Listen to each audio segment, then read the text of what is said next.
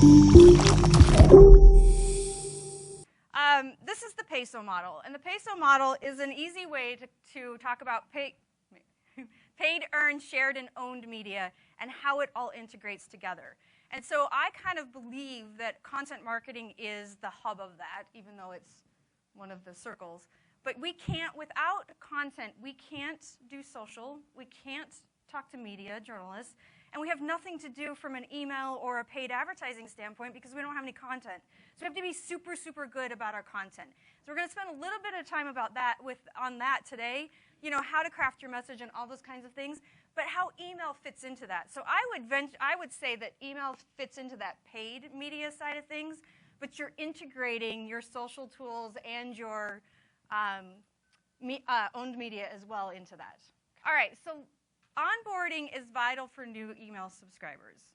And what you were talking about just there a couple minutes ago, if somebody subscribes to your newsletter or your blog or whatever, they have the disadvantage in that they've never seen the content before. So anybody who subscribed even a day earlier or a week earlier, they have context that your new people do not have. So the people that you have, you know, that if I subscribe today and I get your newsletter a week from now, you could have something in there that, you know, describes something, a product or something from 2 months ago, and I have no context. So we have to be thinking about how we onboard new subscribers, and I'm going to give you some good examples for that. It also lacks context for your new content versus your existing subscribers. Does anybody have a really vibrant community either on social or on your blog? No one? 1, 2, 3 people, 4 people? All right, so for those of you who have 5 people, for those of you who have, I'll raise my hand too, 6 people. For those of you who have really vibrant community members, there are probably inside jokes and things that happen among your community that if somebody new is coming in, it feels kind of like a clique. They're like, well, what should I be doing about this, and why should I hang out, and all those kinds of things. So you want to make sure that when you onboard your new subscribers, you sort of give them those inside joke kind of things. For instance, we had somebody who we have a couple who met in the comments of Spin Sucks, and then they decided to meet in person. One was in Milwaukee and one was in New York City, and they met in the middle of the country, and they got married last year. So we get to claim like the Spin Sucks wedding, right? So when we onboard new subscribers, I talk about that. You know, like there are people who have met in our comments who have gone off and gotten married. So by the end of today, which we have not much time together, 35 minutes, you're going to know how to build an email marketing program that onboards new subscribers. You're going to know how to create content that's specific to your email audience that educates and informs and drives them to take action. I'm very, very, very big on measuring your results because we don't just want people to open our emails. We want them to do something. It drives me crazy when I go out and about and I'm like, hey, let me see your newsletter, and the newsletter is all delivered in the email. Oh my gosh, it happens all the time, all the time. So now we don't have any data to tell us what people are doing. So we're going to talk about that, and we'll talk about how to segment audiences and deliver specific and automated content to each. Okay? Sound good? Oh, and I have a bonus. I forgot the bonus. At the end, I have some templates and some email swipe copy that you guys can use and steal, and it's not copyrighted, so you can use it to your heart's content. So we'll get to there. So if you tell somebody who's not in marketing, and maybe even people who are in marketing, that you're working on an email marketing campaign, what kind of reaction do you get? Modern spam, yeah. Like, how many of you love email? Do you love your inboxes? You do love your inbox? There's one person in this whole room. Anybody else love their inbox? 2 people love their inbox. 3, 4 people out of how many people love their inboxes? Awesome. You could have a club, right? But that's the thing, is we really think about email as spam. And I always make the joke that when you unsubscribe to one, you get 20 in its place, right? They're like rabbits. But the way that we're going to be talking about and thinking about email drip campaigns is it's not spam. You're delivering something to someone who wants something. They gave you their email address, so they want something from you. I'll give you a really good example of this. Last March, I was invited to speak at a mastermind lunch, And I was supposed to talk to the group about PR and how they could be using it for internet marketing and all that stuff. So I go to this thing, and we're talking, and they say, well, how many subscribers do you have? And at the time, we had, I don't know, 30 or 35,000. And they said, well, what are you selling to them? And I was like, nothing. And you could audibly hear the gasp. Everyone was like, what do you mean you're not selling to these people? And I was like, we run a blog. Like, it's a PR industry blog. Why would I sell to them? I mean, they were, like, mad at me. There was one woman who got so mad that she started to bang her head up against the wall. And the point is that, and she had a really good point. She said, these people are giving you their email address because they want you to give them something of value. And that's what I'll repeat to you. You have been given a gift. They have given you an email address. You're not spamming them. Now, if you're doing it when we're talking about cadence and all that, if you're doing it 6 times a day, I made that mistake. It was an automation error, and I sent the same email 6 times 2 weeks ago. It was amazing. It was a mistake, obviously. But unless you're doing that, you are not spamming them. So I want you to kind of set that whole mantra aside and think, what kinds of value are we creating that we can actually drive real value for our friends? All right, so an email drip campaign is that. It's automated so that you're dripping emails to them on an automated set schedule. We'll talk about cadence. We'll figure out what how you schedule it, when you send it, all that kind of stuff. So let me give you an example. Jennifer gives me her email address. She wants to download a white paper. I send her the white paper, and depending on what she does, is the next action. So either she opens the email and she clicks on the white paper link so that she gets the white paper, or she doesn't.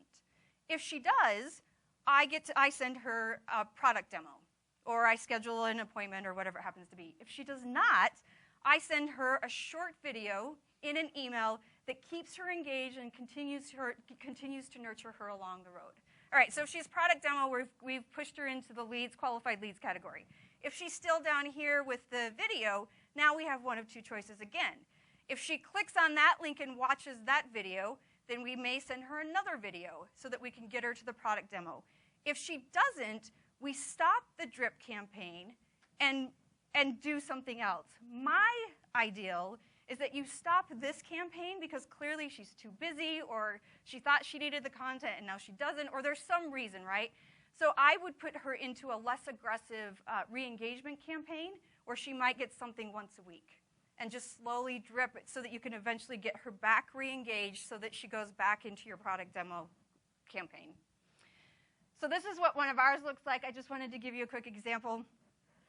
You can see up here that if the contact subscribes to a list, then we tag them. The blues are tags. And they actually will exit a previous automation. So that's 3 actions before they get anything. Then they get the email. Then if they open that and they click on that link, we tag them again. So now we know that this person has tagged and that they're going to go over here versus over here. And then we wait for 2 days. We send another email, tag, wait, email, tag, wait, email, tag, wait, exit automation, and go into the next. This is ActiveCampaign, which I've tried. I made the joke about Infusionsoft because we've tried it and it's really hard. But we've tried MailChimp, we've tried Marketo, we've tried Drip and ConvertKit. This is my favorite, and it's because it's so easy. This is how you do it. You go boop, boop, and it makes it really, really easy to drip your campaigns over. So this is a really good example of, that would be 2, 4, 6, that's about a 10-day campaign. If the person then if we're not continuing to tag them as they go through our process, so when you go back to Jennifer, if they aren't clicking, then they're going to exit that automation and go into a re-engagement. If they continue down the path, then they'll go into our sales engagement. All right, so do they really work? How many of you check your email first thing every morning? I would say that's more than 58%. How many of you check your email in the bathroom? Come on, be honest. I do. I saw, as a side note, I saw that the new iPhone is going to be waterproof for up to 30 minutes in 3 feet of water, which means if you drop it in the toilet, not that any of us have done that, you are safe. 50% of B2C marketers who send automated emails see conversion rates as high as 50%. 50%. So when you're thinking about why your opens and your click-throughs aren't as high, it's probably either the subject lines or the content of the emails. That's where I would be focused, because you can, this is a pretty high number. And, it depends on the industry, of course. If it's guilt or roo-la-la, you probably are skewing it because it's like 80%, right? But if it's B2B manufacturing, it might be 12%.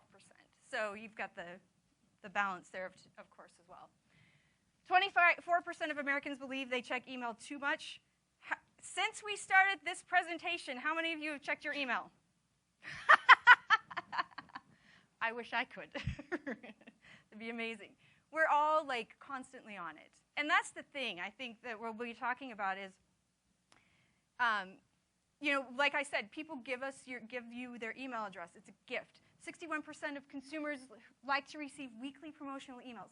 All right, so this is for the girls in the room. Do you do shopping sites like Guilt and Roo-La-La and all that? And they send a daily email, right? Is that too much? It is. It's too much? It's not too much. And it's not too much. So if it is weekly too much? No. No. So that's the interesting thing when you're thinking about cadence and that kind of thing. You have to test. Because for some, it's really good. I agree that if I had to see the Guilt and Roo-La-La emails every day, I'd be like, ugh. But I just set it to once a week, and then I get a nice recap, right? And I can go through. So you have to test it. And you have to also give people options. So if you go to the subscription page on those sites, it'll say, how often do you want these emails? You can do that really easily in your automation software and let people choose. Let them choose. 95% of people who have opted in to receive an email message, so they have given you the gift of the email, they find messages somewhat or very useful. So they find it useful, but if you're being haphazard about it, they don't know what to expect or when to expect it.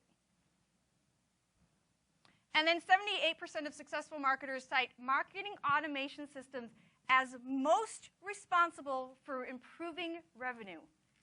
Most responsible. Not social media, not content marketing, not public relations, not advertising, not sales, marketing automation. Now, of course, social and content and all that goes into it, right? But when you're doing your drip campaigns, 78% say it improves their revenue. How many of you would like to go back to your executives or your bosses and say, we just improved revenue by X%? Only 3 of you want to do that, really? Every one of you should raise your hands. All right, so there are essentially 15 types of campaigns that you can consider. I'll run through them really quickly, and then we're going to focus on 3. How am I doing on time? Okay. Top of mind, educational, which I'll give you an example on. Re-engagement, which we talked a little bit about. Competitive, promotional, training, onboarding, courses, online courses. I'll give you an example on that. Confirmation, renewals, recommendations, abandoned shopping carts, and new subscribers. So I'll give you a good example on new subscribers as well, because that's one of the vital things that you need to be doing. If you leave this room today and you go back to your office next week and you say, what's one thing I have to do? Onboarding new subscribers is it. All right, so here's a good example of educational. So at Spin Sucks, if you subscribe to Spin Sucks, we publish 2 blog posts a day. One is by me in the morning, and one is by a guest blogger in the afternoon. So the way that we've set it up is if you subscribe by email, not RSS, but if you subscribe by email, you will receive every morning an email that says, good morning, here are your blog posts for the day. And it's the one that was published at 7 a.m. Central, and then the one that was published the day before at noon. Then you have the option to add it to your inbox, read directly online, or read it directly from your inbox. And you can also comment on the blog post from your inbox. So you don't actually have to go to the website, which is awesome for subscribers, not so awesome for us. It's awesome because we get more comments and all of that, but we also don't get the value of the traffic on the site. So there's a little bit of a risk and reward. But this is educational. There's never anything in here that's like buy our products or hang out with us or hire us or anything like that. It's all educational. So You can see the 12 traits that define managers versus leaders was a blog post on entrepreneurial leadership, and then overcoming 3 common product launch challenges. So those are the 2. So you get 1 email every day with your 2 blog posts in it. That's it. Online courses. So we actually launched our first online course last year and have been growing that offering. It is awesome.